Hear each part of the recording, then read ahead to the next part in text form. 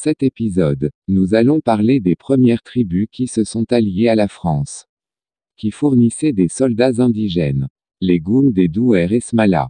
Tiré du livre Les troupes indigènes de l'Algérie au service de la France. Pages 10 et 11.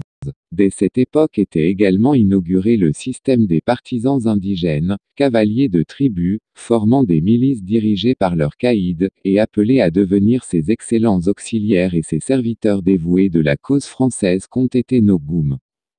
Aucun concours ne fut négligé qui put faire collaborer avec nos troupes régulières des populations qui mettaient au premier rang des professions celle de l'homme de guerre, et dont la première passion était celle des armes, de la poudre et des chevaux.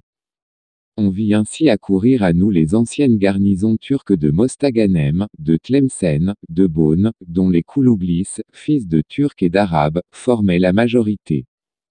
De ce fait est né le nom de Turco, aujourd'hui abandonné, mais donné pendant longtemps à nos tirailleurs algériens. Il en était une réminiscence, et par ailleurs une déformation.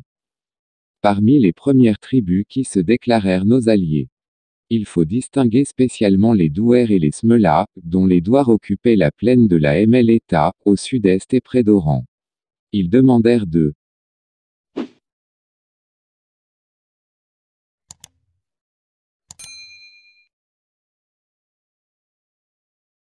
Mustapha ben Ismaël, Aga des Douer et des Smela 1843. Page 11. Même à faire partie du Magzen, et à assurer ainsi avec leurs cavaliers la police armée du territoire où était reconnue notre autorité.